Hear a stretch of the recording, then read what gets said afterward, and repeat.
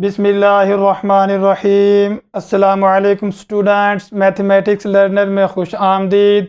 Dear student, आज के lecture में हम इक्वेशन ऑफ स्ट्रेट लाइन की जनरल फॉर्म को स्लोप इंटरसेप्ट फॉर्म और टू इंटरसेप्ट फॉर्म में एक्सप्रेस करेंगे और यहाँ से इक्वेशन ऑफ लाइन के चंद बेसिक रिज़ल्ट ड्राइव करेंगे और उन रिज़ल्ट को इस्तेमाल करते हुए एक्सरसाइज 4.3 के कुछ अहम क्वेश्चन सॉल्व करेंगे।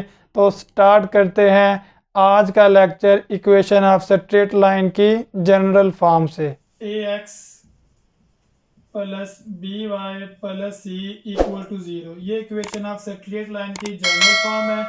अब हम इस फॉर्म को एक्सप्रेस करेंगे स्लोप इंटरसेप्ट फॉर्म में। स्लोप इंटरसेप्ट फॉर्म लाइन की क्या होती है? y is equal to mx plus c। Means के इस इक्वेशन में y वाली टर्म एक तरफ रहनी चाहिए, by एक तरफ रहा, बाकी तमाम टर्में दूसरी तरफ ले गया हूँ, माइनस ax माइनस c।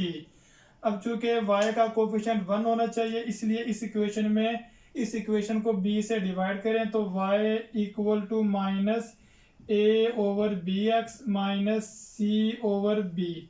इसे अगर हम इस इक्वेशन से स्लोप इंटरसेप्ट फॉर्म से कंपेयर करें तो m की वैल्यू आ जाएगी माइनस a ओवर b और c आ जाएगा माइनस c ओवर b के इक्वल। जबकि ये स्लोप है, m क्या होता है? स्लोप आ गई है माइनस a ओवर b और स्मॉल c किसे डिनोट करता है? y इंटरसेप्ट को। मीन्स के इस लाइन का y इंटरसेप्ट आ गया है माइनस c ओवर b के इक्वल। तो यहाँ से हमें ये रिजल्ट मिल रहा है कि अगर लाइन की जनरल फॉर्म दी जाए तो उस जनरल फॉर्म की स्लोप क्या होगी? Minus a over b। a means coefficient of x और b का मतलब कोफिशिएंट ऑफ y, और y इंटरसेप्ट क्या होगा? Minus c over b, constant term equation of straight line में divided by coefficient of the y। इसी तरह इस लाइन में हम एक और रिजल्ट मालूम कर सकते हैं, x इंटरसेप्ट क्या होगा। अगर किसी लाइन का x इंटरसेप्ट मालूम करना है, मीन्स के वो लाइन x एक्सिस को कहाँ पे कट करती है, तो उसके लिए y को 0 पुट करें। Put y is equal to 0 in equation number 1। इस 1 में y को 0 पुट करें तो रिजल्ट मिलेगा ax is equal to ax plus c equal to 0। तो ax is equal to minus c और x आ गया माइनस c ओवर a। तो ये x क्या है यहाँ पे? x intercept. ये क्या है? x intercept. अब ये रिजल्ट हमें याद करने हैं। इक्वेशन ऑफ स्ट्रेट लाइन की जनरल फॉर्म में y इंटरसेप्ट होता है माइनस c ओवर b के इक्वल, x इंटरसेप्ट होगा माइनस c ओवर a के इक्वल और लाइन की स्लोप क्या होगी? Minus a over b। इसी तरह एक और रिजल्ट यहाँ पे निकाल सकते हैं कि इस लाइन के परपेंडिकुलर लाइन की स्लोप क्या होगी। अगर इस लाइन की स्लोप मालूम है तो इसके परपेंडिकुलर की स्लोप क्या होगी? इसकी स्लोप का रेसिप्रोकल भी ले लें और एडिटिव इनवर्स भी ले लें, तो ये हो जाएगी slope of line perpendicular to 1 is equal to.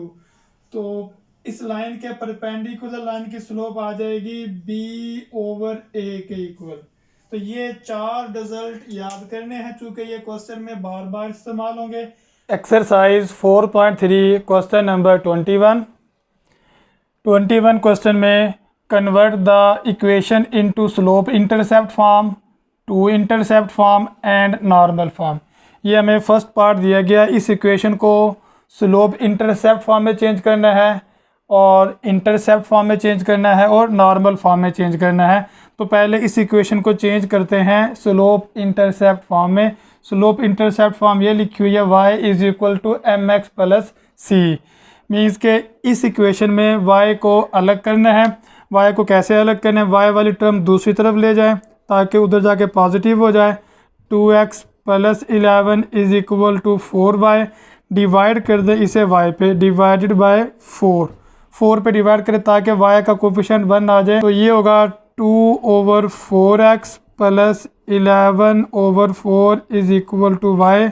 अगर हम इसे सिंपलीफाई करें y इज़ इक्वल टू ये 1/2x प्लस 11/4, तो ये इक्वेशन स्लोप इंटरसेप्ट फॉर्म में चली गई है,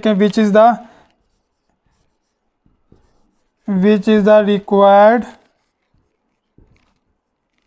स्लोप इंटरसेप्ट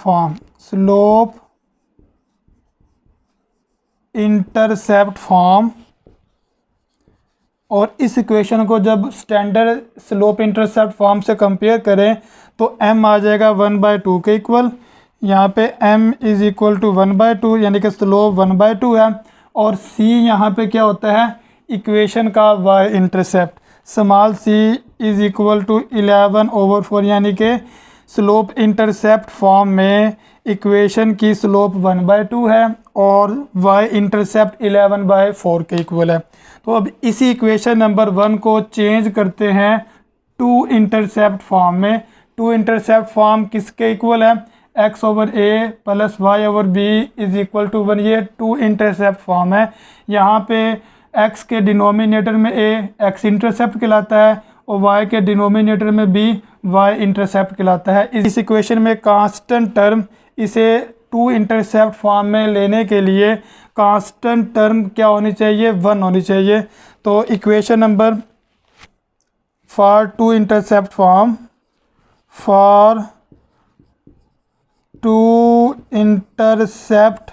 फॉर्म के लिए इक्वेशन नंबर 1 को आप लिखें 1 इम्प्लाइज 11 को इधर ही रहने दें और बाकी ये दोनों टर्में दूसरी तरफ ले जाए, -2x प्लस 4y। अब चूँकि कांस्टेंट टर्म क्या होनी चाहिए, 1, इसलिए इस इक्वेशन को 11 पे डिवाइड कर दें। डिवाइडेड बाय 11 तो ये 1 आ जाएगा। 1 is equal to -2x/11 plus 4y/11। और इस इक्वेशन को हम लिख सकते हैं 1 is equal to x/-11/2 plus y/11/4।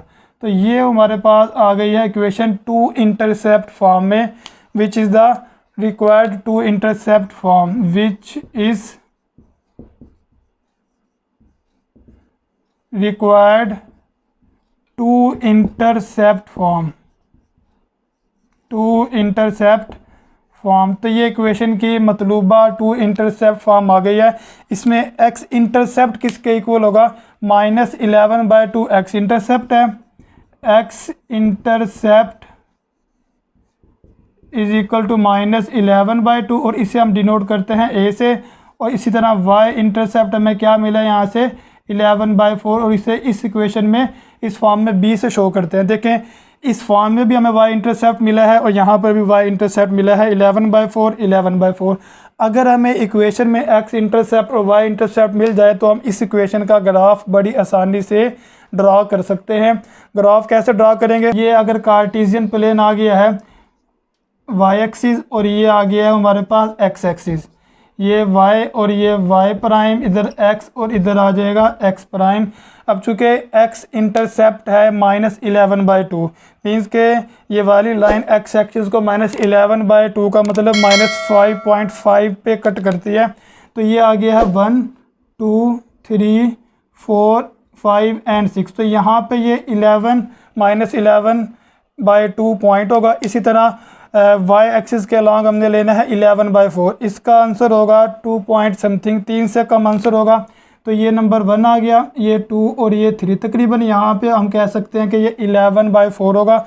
अब इन दोनों पॉइंट को स्केल की मदद से मिला दे, ये 11/4 और -11/2 पॉइंट को मिला दे तो हमें रिक्वायर्ड इक्वेशन का ग्राफ मिल जाएगा। ये हमारे पास एक स्ट्रेट लाइन इस दी गई इक्वेशन का आ गया है ग्राफ।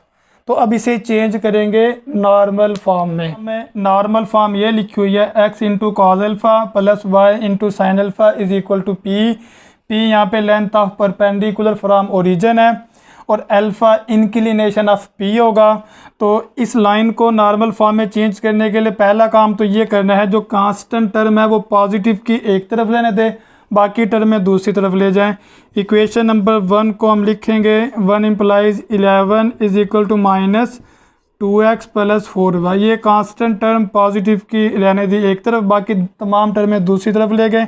अब इस इक्वेशन को इक्वेशन 1 प्राइम को डिवाइड करेंगे। 1 प्राइम डिवाइडेड बाय किस पे डिवाइड करेंगे, x का कोफिशिएंट -2 है, इसका स्क्वायर लेंगे, प्लस y का कोफिशिएंट 4 है, इसका स्क्वायर लेना है, और इनका लेना है अंडर रूट। तो इसका क्या आंसर आता है 4 प्लस 16, ये बन गया है अंडर रूट 20, और अंडर रूट 20 को लिखा जा सकता है 2 इंटू अंडर रूट 5। तो इस 1 प्राइम इक्वेशन को 2 इंटू अंडर रूट 5 पे डिवाइड कर दें, तो ये क्या होगी, equation number 1 prime implies 11 over 2 into under root 5 is equal to minus 2x over 2 into under root 5 plus 4y over 2 into under root 5।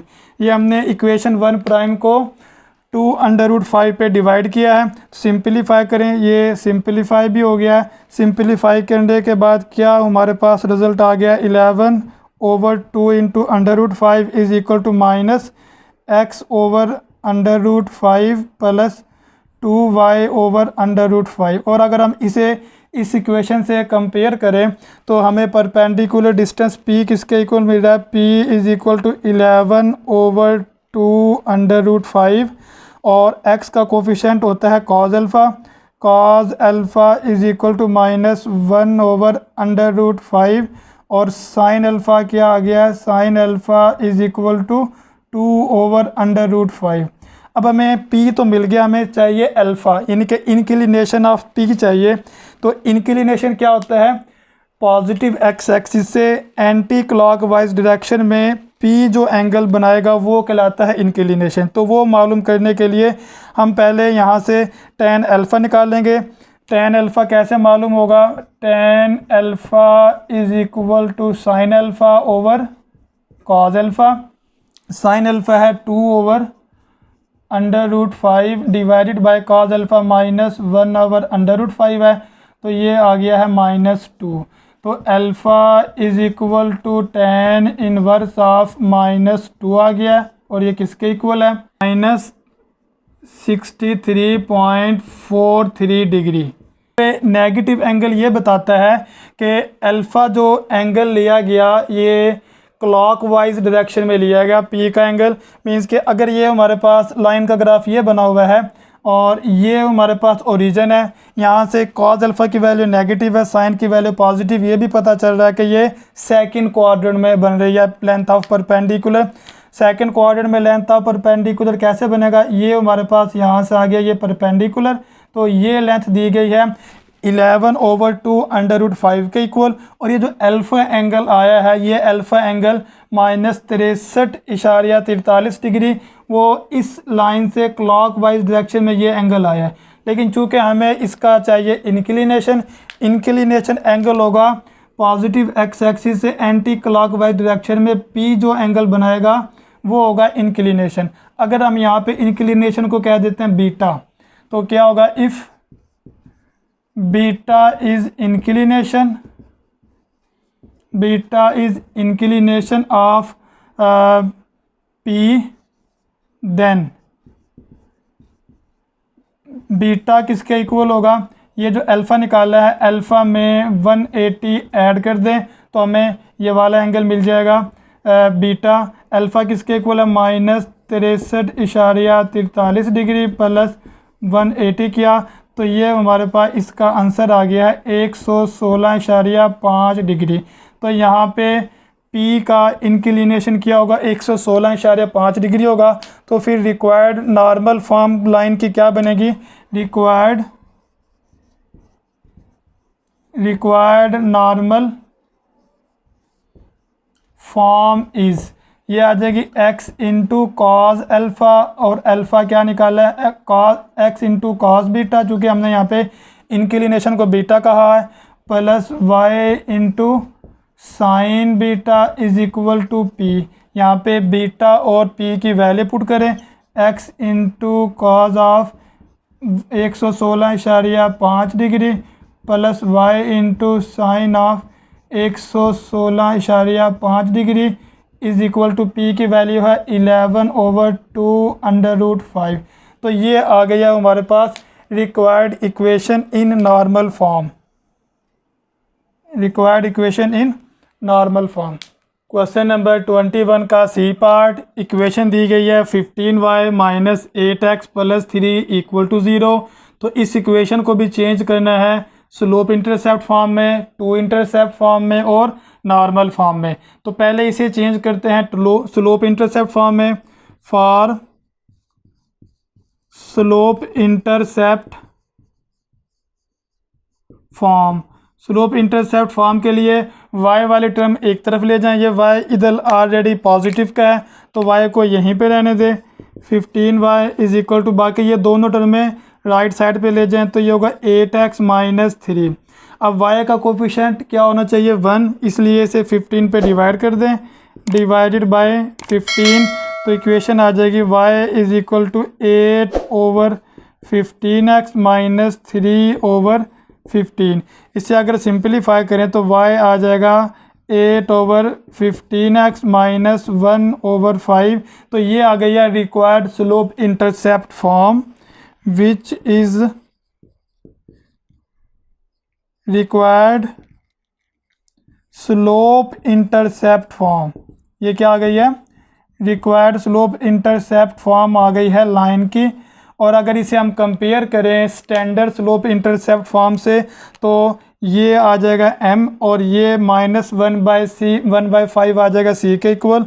तो m is equal to 8/15 and c जो कि y इंटरसेप्ट है ये आ जाएगा -1/5 के equal. अब इसी इक्वेशन नंबर 1 को चेंज करेंगे टू इंटरसेप्ट फॉर्म में। तो टू इंटरसेप्ट फॉर्म में कैसे चेंज करते हैं, for two intercept form, two intercept form के लिए क्या करेंगे, कांस्टेंट टर्म को एक तरफ रहने दें, बाकी तमाम टर्में दूसरी तरफ ले जाएं। तो ये इक्वेशन नंबर 1 को हम ऐसे लिखेंगे, 3 यहीं पर आ और ये दोनों टर्में राइट साइड पर चली गई हैं। तो ये आ गया है 18x, 8x पॉजिटिव का और ये -15y इधर आके नेगेटिव का हुआ। कांस्टेंट क्या होना चाहिए 1, इसलिए इसे डिवाइड कर दे 3 पे, divided by 3। 1 is equal to 8x/3 minus 15y/3। Simplify करें तो 1 is equal to 8x/3 minus यहाँ पे आ जाएगा ये 5y।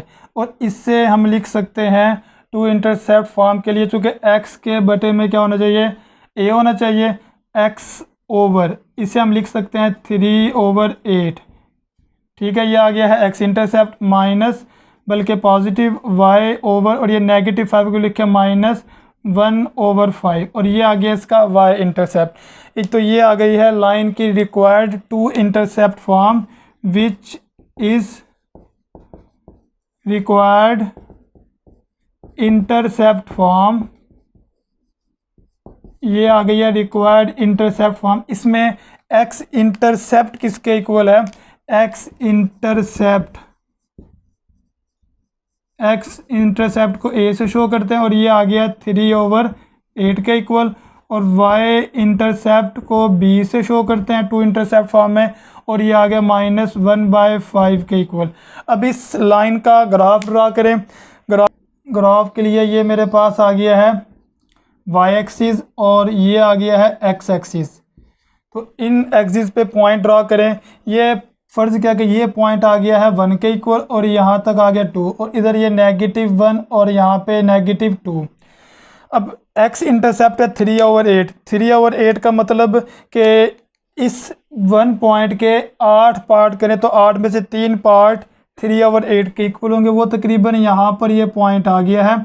और y इंटरसेप्ट है -1/5, ये -1 है तो ये 0 और 1 के दरमियान अगर 5 पार्ट करें तो 5 पार्ट में जो 1 पार्ट होगा वो होगा 1/5 के इक्वल, वो तकरीबन यहाँ पर आ गया है। अब इन्हें स्केल की मदद से मिला दें तो ये आ गया है लाइन गिवन इक्वेशन का ग्राफ।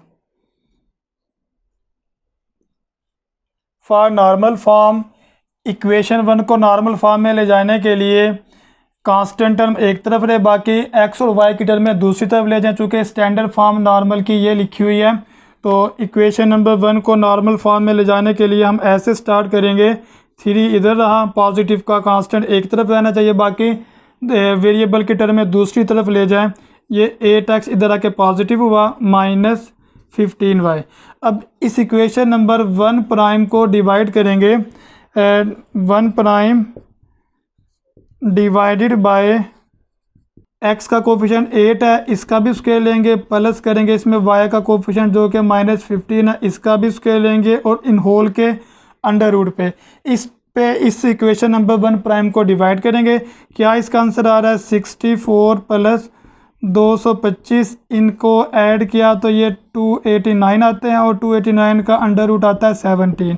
इक्वेशन नंबर 1 प्राइम को 17 पे डिवाइड करना है, तो ये आ जाएगा 3/17 is equal to 8/17 into x minus 15/17 into y. अब इसे कंपेयर करें उस इक्वेशन से, स्टैंडर्ड इक्वेशन से, तो हमें क्या मिलेगा। ये अगर P आ गया है हमारे पास 3/17 लेंथ ऑफ परपेंडिकुलर, और x का कोफिशिएंट क्या होगा कॉज अल्फ़ा, ये आ गया है 8/17, और y का कोफिशिएंट आ गया है साइन अल्फ़ा जो कि -15/17 के इक्वल है। अब ज़रा गौर करें, हमें यहाँ पे लेंथ ऑफ परपेंडिकुलर तो मिल गया है 3/17 के इक्वल, और ये भी देखें कि कॉस की वैल्यू पॉजिटिव है और साइन की वैल्यू नेगेटिव है। इसका मतलब होगा कि लेंथ ऑफ परपेंडिकुलर जो एंगल बनाएगा वो फोर्थ क्वाड्रेंट में बनाएगा, चूँकि फोर्थ में कॉस पॉजिटिव होता है और साइन क्या होगा नेगेटिव। तो इस तरह फोर्थ क्वाड्रेंट में लेंथ ऑफ परपेंडिकुलर हमारे पास ओरिजिन से इस लाइन पे लेंथ ऑफ परपेंडिकुलर ये आ गया है, ये आ गया, जो कि इसकी लेंथ आ गई है 3/17 के इक्वल। अब हमें यहाँ पे इस लाइन का, इस P का, और इसे क्या कहते हैं, इस ब्लू लाइन को क्या कहेंगे, लेंथ ऑफ परपेंडिकुलर को P कहते हैं। इस P का इंक्लिनेशन मालूम करना है, तो इंक्लिनेशन के लिए हम अल्फ़ा मालूम कैसे करेंगे, tan alpha is equal to sine alpha over cos alpha. Sine alpha आ गया -15/17, और कॉज अल्फ़ा आ गया है 8/17। तो इसको सिंपलीफाई किया तो ये आ गया है tan alpha is equal to -15/8, और अल्फ़ा की वैल्यू आ गई है tan इनवर्स ऑफ -15/8, तो ये आ गया -61.93 डिग्री। अब फोर्थ क्वाड्रेंट में ये एंगल एक्स एक्सिस से क्लॉकवाइज डायरेक्शन में बन रहा है P के साथ। तो एंगल कौन सा बन रहा है, ये -61.93 ये वाला एंगल आ रहा है। ये एंगल के एक्स एक्सिस से क्लॉकवाइज डायरेक्शन में P के साथ ये वाला एंगल आ गया -61.93। लेकिन चूंकि हमें चाहिए इसका इंक्लिनेशन P का ये होगा, ये इसका इंक्लिनेशन होगा। तो ये इंक्लिनेशन मालूम करने के लिए अगर मैं इंक्लिनेशन को बीटा कहता हूँ, if beta is inclination of P, then इस लेंथ ऑफ परपेंडिकुलर का इंक्लिनेशन अगर बीटा है, तो ये बीटा कैसे कैलकुलेट होगा, अल्फ़ा प्लस 360, इसमें 360 ऐड कर दें। अल्फ़ा एंगल माइनस में है 61.93 डिग्री प्लस 360, और इन्हें कैलकुलेटर से सॉल्व करें तो यहाँ पे आंसर आ जाएगा 298.07 डिग्री। तो ये आ गया हमारे पास इंक्लिनेशन बीटा। तो नॉर्मल फॉर्म क्या बनेगी, required normal form is, normal form आ जाएगी x into cos of beta, चूँकि यहाँ पे हमने इंक्लिनेशन बीटा का P के साथ जो इंक्लिनेशन और वो बीटा है, plus y into sine of beta is equal to P। यहाँ पे बीटा और P की वैल्यू जो हमने मालूम किया बीटा इसके इक्वल है, और P है 3/17 के इक्वल। तो इक्वेशन बन जाएगी x into cos of 298.07 degree plus y into sine of 298.07 degree is equal to 3/17। तो ये लाइन की आ गई है required normal form. Question number 21 B part, equation दी गई है 4x plus 7y minus 2 equal to 0। तो इसे चेंज करना है स्लोप इंटरसेप्ट फॉर्म में, टू इंटरसेप्ट फॉर्म में और नॉर्मल फॉर्म में। तो स्लोप इंटरसेप्ट फॉर्म ये लिखी हुई है y is equal to M X plus C. तो स्लोप इंटरसेप्ट फॉर्म के लिए y की टर्म को अलग किया, बाकी तमाम टर्में दूसरी तरफ ले गए। y का कोफिशिएंट होना चाहिए 1, इसलिए 7 पे डिवाइड किया ताकि y का कोफिशिएंट 1 आ जाए। तो y is equal to minus 4/7x plus 2/7। तो ये आ गई है रिक्वायर्ड स्लोप इंटरसेप्ट फॉर्म। इसमें x का जो कोफिशिएंट है ये स्लोप होगा, m होगी -4/7 इस लाइन की स्लोप, और 2/7 इसका y इंटरसेप्ट आ गया है। इसी तरह इस इक्वेशन नंबर 1 को टू इंटरसेप्ट फॉर्म में चेंज करने के लिए इक्वेशन नंबर 1 को ऐसे लिखा कि कांस्टेंट टर्म एक तरफ जाके पॉजिटिव हो गई है, ये राइट साइड पर जाके पॉजिटिव हो गई है, और कांस्टेंट क्या आना चाहिए 1 के इक्वल। चूँकि यहाँ पे कांस्टेंट किसके इक्वल है 1 के, इसलिए 2 पे डिवाइड किया। तो ये 4x/2 plus 7y/2 is equal to 1। तो ये सिंप्लीफाई किया 2x plus 7y/2 is equal to 1। इसे लिखा जा सकता है x/2 को लिखें, ये x के बटे में आके 1/2 बनेगा, 7/2 y के डिनोमिनेटर में आके 2/7 हो जाएगा इज इक्वल टू 1। अब x के डिनोमिनेटर में ये आ गया इस लाइन का x इंटरसेप्ट, y के डिनोमिनेटर में आ गया है y इंटरसेप्ट। तो ये आ गई है required two intercept form line की। x इंटरसेप्ट यहाँ पे 1/2 है, x इंटरसेप्ट को a से रिप्रेजेंट करते हैं इस फॉर्म में, और y इंटरसेप्ट को b से रिप्रेजेंट करते हैं, और ये आ गया है 2/7। इसी तरह हमने ये इस लाइन का ग्राफ भी प्लॉट किया, ये कार्टेशियन प्लेन ड्रॉ किया, इसमें ये पॉइंट 1 आ गया, 1 का हाफ 1/2 हो गया है, तो ये x इंटरसेप्ट 1/2 आ गया, एक पॉइंट ये आ गया 1/2 का, और y इंटरसेप्ट 2/7, ये 1 था, तो 2/7 तकरीबन ये पॉइंट आ गया। तो इन दोनों पॉइंट को स्केल की मदद से मिला दिया, तो ये रिक्वायर्ड लाइन का ग्राफ आ गया है। फॉर नॉर्मल फॉर्म के लिए इक्वेशन नंबर 1 को कैसे लिखेंगे, कांस्टेंट टर्म को उधर ले जाएं ताकि ये पॉजिटिव हो जाए, राइट साइड पे ले गए कांस्टेंट टर्म, और इक्वेशन नंबर 1 प्राइम को डिवाइड करेंगे। x का कोफिशिएंट 4 है, इसका स्क्वायर लेंगे, प्लस y का कोफिशिएंट 7 है, इसका भी स्क्वायर लेंगे, और होल लेंगे अंडर रूट। इसका आंसर आ गया under root 65। Equation number 1 prime को 65 अंडर रूट पे डिवाइड किया, तो ये इक्वेशन आ गई है। अब यहाँ पे ये जो पॉजिटिव नंबर है 2/√65, ये length of perpendicular from origin है, और x का कोफिशिएंट ये कॉज अल्फ़ा है, y का कोफिशिएंट 7/√65 ये साइन अल्फ़ा। तो अब ये हमें लेंथ ऑफ परपेंडिकुलर तो मिल गया, अब लेंथ ऑफ परपेंडिकुलर का इंक्लिनेशन लेना है। तो इंक्लिनेशन के लिए tan अल्फ़ा लिया, sign alpha over cos alpha होता है, सिंप्लीफाई किया तो ये 7/4 ये tan अल्फ़ा आ गया। Alpha is equal to tan inverse of 7/4, calculator से इसका आंसर मालूम किया तो ये 60.26 डिग्री आ गया है। अब चूँकि साइन भी कॉज अल्फ़ा भी पॉजिटिव है, साइन अल्फ़ा भी पॉजिटिव है, इसका मतलब हुआ कि जो लेंथ ऑफ परपेंडिकुलर बन रहा है वो फर्स्ट क्वाड्रेंट में है, और इंक्लिनेशन भी फर्स्ट क्वाड्रेंट में है। तो अल्फ़ा क्या आ गया 60.26। तो ये यहाँ से लेके ओरिजिन से लेके ये आ गया हमारे पास लेंथ ऑफ परपेंडिकुलर, ये लेंथ ऑफ परपेंडिकुलर जो कि 2/√65 के इक्वल है, और अल्फ़ा जो इसका इंक्लिनेशन है वो पॉजिटिव एक्स एक्सिस से एंटी क्लॉकवाइज डायरेक्शन में पी के साथ जो एंगल है वो आ गया है 60.26 डिग्री। तो रिक्वायर्ड नॉर्मल फॉर्म ये आ गई है x into cos angle of inclination of p plus y into sine of 60.26 degree is equal to p 2/√65 के इक्वल है। Question number 22, in each of following check whether the two lines are parallel, perpendicular, neither parallel nor perpendicular। तो हम कैसे check करेंगे, हमें मालूम है कि अगर जनरल लाइन ax जमा by जमा c इक्वल टू 0 दी जाए तो इस लाइन की स्लोप क्या होती है -a/b। a यहाँ पे क्या होगा कोफिशिएंट ऑफ x और b कोफिशिएंट ऑफ y। तो इस रिजल्ट की मदद से हम लाइन L1 और लाइन L2 की स्लोप मालूम करेंगे।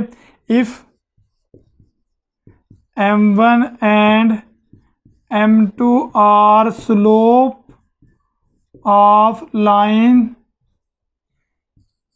L1 एंड L2 रेस्पेक्टिवली, ये हमने इनको नाम दिया स्लोप को। देन m1 किसके इक्वल होगा, माइनस a ओवर b। तो यहाँ पे x का कोफिशेंट है 2 के इक्वल डिवाइडेड बाय, और b है y का कोफिशेंट ये 1 है, तो स्लोप आ गया -2 के इक्वल। इसी तरह दूसरी लाइन L2 की स्लोप मालूम करेंगे तो ये भी होती है -a ओवर b नेगेटिव। यहाँ पे x का कोफिशेंट 4 है और y का कोफिशेंट 2 है, इनको सिंपलीफाई किया तो इसका आंसर भी आ गया -2। अब देखिए दोनों लाइनों की स्लोप इक्वल है, तो ये लाइन L1 और लाइन L2 क्या हैं, parallel. This implies that m1 is equal to m2, दोनों का आंसर -2 के इक्वल है। So L1 is parallel to L2। Line L1 और लाइन L2 क्या आ गई हैं, पैरेलल। इसी तरह इसका बी पार्ट देखें। बी पार्ट में हमें लाइन L1 ये दी गई है, इनको पहले ये जनरल लाइन की फॉर्म में ले जाएं। जनरल लाइन की फॉर्म में कैसे लेंगे, लाइन L1 को लिखा जा सकता है 0 is equal to 2x minus 3y plus 5। ये आ गई है line L1 in general form.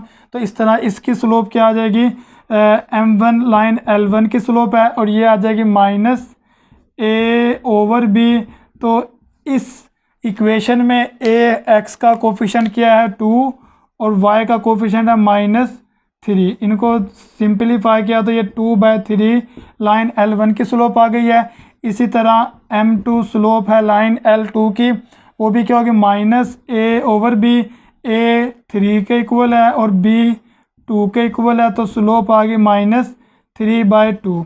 अब ये देखिए ये दोनों स्लोप इक्वल तो नहीं है, लेकिन अगर हम इन्हें मल्टीप्लाई करें, m1 into m2 is equal to, तो इनका प्रोडक्ट -1 के इक्वल आ रहा है। तो ये प्रोडक्ट क्या आ गया, -1 के इक्वल। अगर दो लाइंस की स्लोप का प्रोडक्ट -1 आ जाता है तो वो दोनों लाइनें क्या होंगी, परपेंडिकुलर। तो इसका मतलब यह हुआ कि लाइन L1 परपेंडिकुलर है लाइन L2 के। सी पार्ट में लाइन दी गई है 4y plus 2x minus 1 equal to 0 और दूसरी लाइन है x minus 2y minus 7 equal to 0।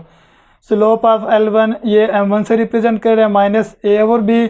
यहाँ पे a कोफिशेंट ऑफ x है वो 2 के इक्वल है और b कोफिशेंट ऑफ y वो 4 के इक्वल है। सिंपलीफाई किया तो -1/2 लाइन L1 की स्लोप आ गई है। सिमिलरली लाइन L2 की स्लोप मालूम की तो वो आ गई है 1/2। अब इन दोनों स्लोप्स को मल्टीप्लाई किया तो आंसर आता है -1/4 नॉट इक्वल टू -1। चूँकि स्लोप इक्वल भी नहीं है और इन दोनों का प्रोडक्ट -1 के इक्वल भी नहीं है, इसलिए ये lines neither parallel nor perpendicular. Similarly D part में लाइन L1 ये दी गई है और लाइन L2 ये दी गई है। If m1 and m2 are the slope of the line L1 and L2 respectively, तो L1 की स्लोप क्या हो जाएगी, m1 -a ओवर b।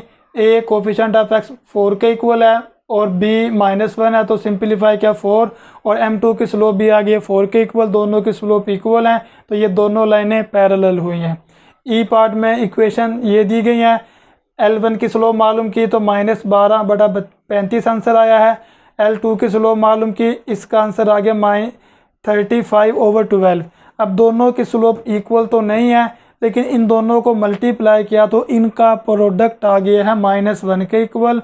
तो दो लाइनों की स्लोप का प्रोडक्ट -1 आ जाए तो वो दोनों लाइनें क्या हो गई हैं, परपेंडिकुलर। इसलिए इस केस में ये दोनों लाइनें क्या हैं, परपेंडिकुलर।